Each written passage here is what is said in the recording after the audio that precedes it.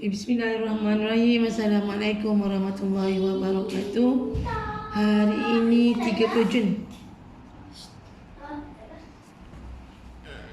Jadi malam ni kita nak teruskan untuk matematik tingkatan 4 bagi tajuk ke-9 iaitu kebarangkalian peristiwa bergabung. Okey. Ya, tajuknya kebarangkalian peristiwa bergabung. Jadi bermaksud sebelum ni pelajar pernah belajar tentang kebarangkalian. Tingkatan berapa? 1, 2 macam tu. Okey, cuba tengok balik syllabus form 1, form 2 tingkatan berapa belajar kebarangkalian. Okey, walau bagaimanapun teacher nak ulang konsep asas kebarangkalian. Kebarangkalian biasanya kebarangkalian A ni peristiwa adalah peristiwa lah, event bagi dengan sampel space. Okey, contohnya katakan kelas 4 adik ada 20 pelajar lelaki dan 15 pelajar perempuan. Jadi kita kata bahawa Kementerian Pelajaran ni ingin memilih pelajar untuk projek pelajar angkat ke Jepun. Okey, dia nak pilih pelajar ke Jepun. Okey, soalannya ialah apakah kebarangkalian pelajar perempuan terpilih? Pelajar perempuan terpilih. So peristiwanya perempuan. Perempuan ada 15 dan ruang sampel adalah jumlah ni. Jumlahnya 35. Jadi inilah kebarangkaliannya dan boleh dipermudahkan lagi. Kita dapat 3/7. Atau katakan ada tile bertulis kemestian. Okey. Jadi dia kata kebarangkalian mendapat konsonan. Peristiwanya konsonan. So konsonan dia berapa? 3, 4, 5, ada 5. Dan ruang sampelnya ada 1, 2, 3, 4, 5, 6, 7, 8, 9. Ya, peristiwa bagi dengan ruang sampel. Okey, jadi untuk tingkatan 4 dia adalah tentang kebarangkalian peristiwa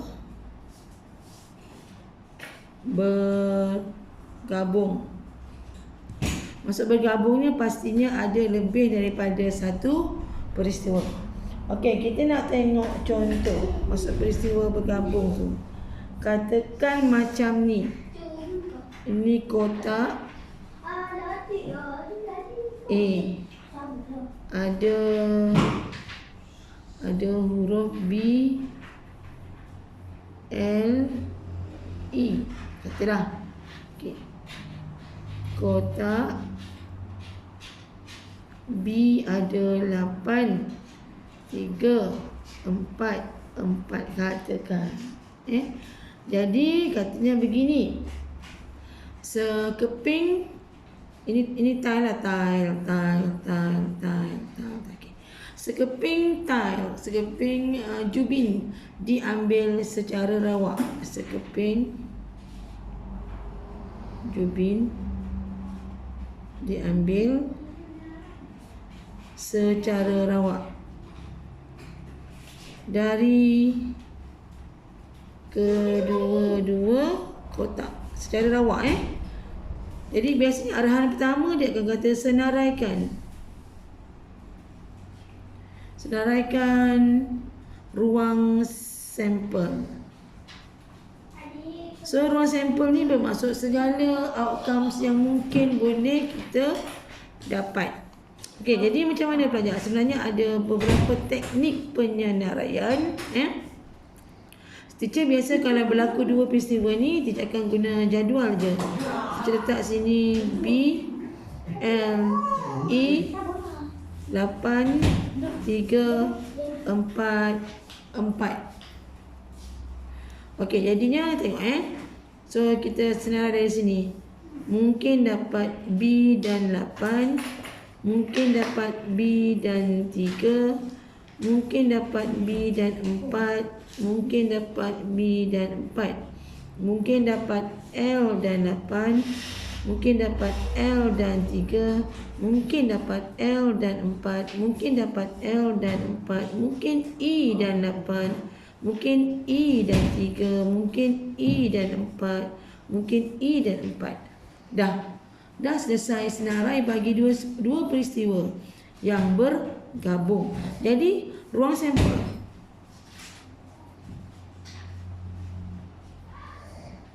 Ruang sampel ada berapa? Ini ruang sampel, tapi kalau dia minta N ruang sampel, N ni merujuk bilangan. So ada berapa ruang sampel? Ada 12. Okey, soalan, katakan soalan A, cari kebarangkalian, teacher tulis P lah, P, probability kebarangkalian mendapat huruf vokal dan nombor ganjil. Okey, jadi pelajar kena highlightkan dengan perkataan ini. Mendapat huruf vokal dan nombor ganjil. Vokal dan. So sini vokal dan nombor ganjil. Apa dia? Apakah peristiwanya? Kenapa sih peristiwa? Okey, ini. Kan? So kebarangkalian dapat vokal dan ganjil tu mestilah event, peristiwa bagi dengan ruang sampel. Peristiwa dapat vokal dan ganjil 1, sampel space 12. Inilah kebarangkaliannya. Okey. Tapi dia berbeza dengan kalau kita kata kebarangkalian mendapat huruf vokal atau nombor ganjil. Atau jadi kalau kes macam ni, pelajar kena senaraikan peristiwa vokal atau nombor ganjil, Jadi mula-mula nak senaraikan siapa pelajar? Okey, kita nampak tak kat sini? Okey. So kita boleh senaraikan B3. Awak jangan kata salah pula, B3. Walaupun B bukan vokal, tapi sebab dia guna atau. Bila dia guna atau, ada salah satu syarat dia, vokal atau nombor ganjil. So ada ganjil kan? Kita ambil. Okey, B3 kita ambil. Okey, senarai mesti ada set notasi. Macam ni pun, senarai mesti ada set notasi. Okey, yang ni B3. Lagi yang boleh L3. Okey, asalkan ada ganjil walaupun dia bukan vokal lagi, kita ada E8. E8 boleh. Kenapa boleh? Sebab ada vokal walaupun ini genap tapi atau E8 lagi E3 lagi E4 dan E4. Okey, tutup. So, peristiwa 1, 2, 3, 4, 5, 6. Peristiwanya 6. Ruang sampelnya 12. Kebarangkaliannya 1/2. Okey. Itu adalah konsep gabungan. Ini teknik pertama nak senaraikan ruang sampel. Ada teknik lain. Okey. Dan bila kita buat kurungan macam ni, kita namakan ini sebagai pasangan bertertib. Okey, cara lain nak senaraikan kebarangkalian ni ialah kita gunakan marajah pokok. Maaf ya, gatal pula tekak. So kita gunakan marajah pokok, kita letak B, muat tak tu? L, E. Jadi B mungkin dapat 8, mungkin dapat 3, mungkin dapat 4, dapat 4. 8, 3, 4, 4 dan E 3, 4, 4. Okey. Lepas tu kita akan senarai lah. B 8, B 3, B 4, B 4, L 8, L 3, L 4, L 4, E 3, E 4 dan E 4. Okey, yang ini kita namakan sebagai pasangan bertertib ataupun ordered pairs. Ini gambar raja ni disebut sebagai gambar raja pokok. Ya. Okey, boleh faham tak konsep peristiwa gabungan?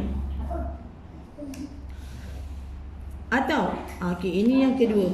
Atau sebenarnya kalau teacher nak tanya tentang sample space, selain guna kaedah senarai, kita boleh darab je. Maksudnya macam ni. Sample space-nya kita darabkan. Cerita ni lah ya. Cerita ni kotak A ada 3. Okey. So 3 ni darab dengan kotak B. Kotak B ada berapa? Ada 4. Okey, untuk cari sample space 3 darab 4 je. So kita dapat 12. Ini kalau kita sekadar nak kira je lah. Boleh belajar untuk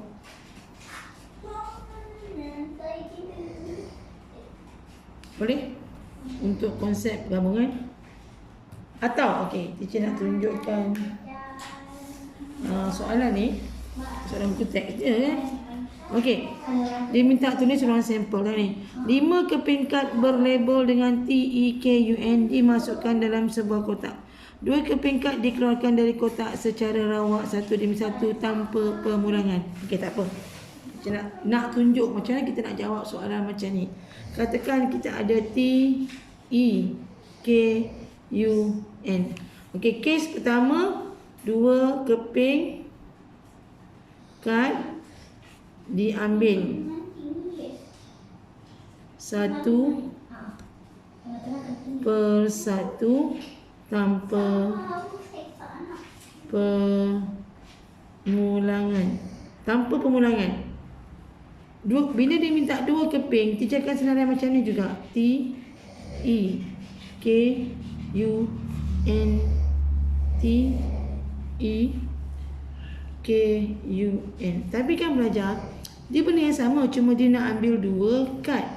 Jadinya kan bayangkan, kalaulah ambilan kali pertama T, E, bagi mi pensel.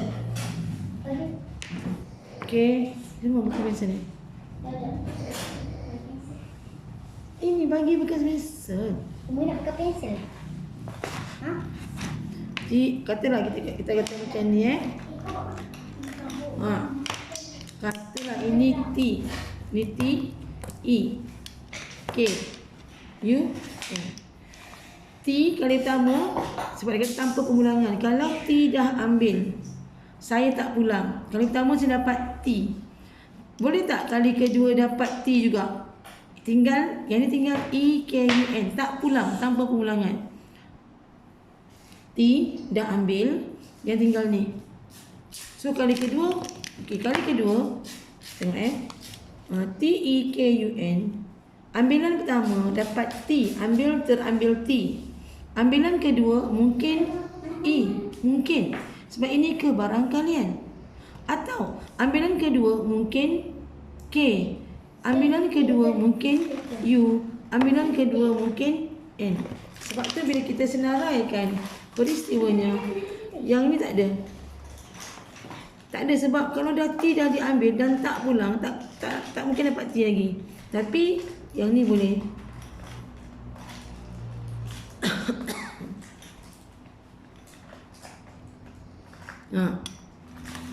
Kan dah habis Yang ni kali pertama dapat E, kali kedua dapat T. Boleh Kali pertama dapat E, kali kedua dapat E. Tak boleh. Tak boleh. Sebab E dah keluar dan tak pulangkan. Mungkin kali pertama dapat E, kali kedua dapat K. Kali pertama dapat E, kali kedua dapat U. Kali pertama dapat E, kali kedua dapat N. Atau mungkin Kodak. Kali pertama dapat K, kali pertama dapat K, kali kedua dapat T. Kali pertama dapat K, kali kedua dapat E. Kali pertama dapat K, kali kedua dapat K. Tak mungkin. Kenapa tak mungkin? Kerana tanpa permulangan. So kali pertama dapat K, kali kedua dapat U, kali pertama dapat K, kali kedua dapat N. Super juga dengan ni. Kali pertama dapat U, kali kedua dapat T. Kali pertama dapat U, kali kedua dapat E. Kali pertama dapat U, kali kedua dapat K. Tapi tak mungkin kali pertama dapat U, kali kedua dapat U. Ya. So kali pertama dapat U, kali kedua dapat N. Okay. N kali pertama dapat N, kali kedua dapat T. Kali pertama dapat N, kali kedua dapat E. Kali pertama dapat N, kali kedua dapat K. Kali pertama dapat N, kali kedua dapat U. Dan tak mungkin kali pertama dapat N, kali kedua dapat N. So berapa ruang sampel? Ruang sampel dia 1, 2, 3, 4. Darab dengan 1, 2, 3, 4. 5. So dapat 20. Bilangan ruang sampel dia 20. Okey. Dia berbeza dengan kalau kes kedua, masa cerita tekun, tapi dia kata 2 keping kad diambil 1 per 1 dan dikembalikan. Ini pelajar kena alert. Dikembalikan. So dia minta senaraikan ruang sampel. Maksudnya macam ni. Saya ulang. Katakan TEKUN. Dapat kali pertama dapat T. Dia dapat, dia masukkan ke T keluar. Pulang balik. Ada tak kemungkinan kali kedua dapat T? Ada kan? Sebab dikembalikan. Jadi macam mana kita nak senaraikan ruang sampel? Kalau pelajar dah mahir kan, dah boleh nampak dah. Kali pertama, okey. Kali pertama dapat T, kali kedua dapat T. Kali pertama dapat T, kali kedua dapat E. Kali pertama T, kali kedua K. Kali pertama T, kali kedua U. Kali pertama T, kali kedua N. Lagi? Kali pertama E, kali kedua T. Kali pertama E, kali kedua pun E. Sebab apa? Sebab dikembalikan. Kali pertama E, kali kedua K. Kali pertama E, kali kedua U. Kali pertama E, kali kedua N. Kali pertama K, kali kedua T. Kali pertama K, kali kedua E. Kali pertama K, kali kedua K. Kenapa? Sebab dikembalikan semula. Kali pertama K, kali kedua U. Kali pertama K, kali kedua N. Kali pertama U, kali kedua T. Kali pertama U, kali kedua E. Kali pertama U, kali kedua K. Kali pertama U, kali kedua U. Kenapa? Sebab dikembalikan. Ambil U, pulangkan balik.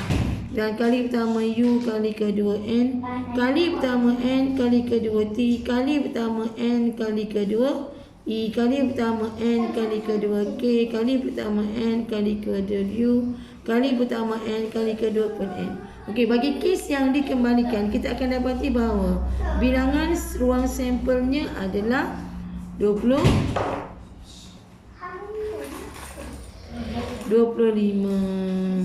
Berbeza kan?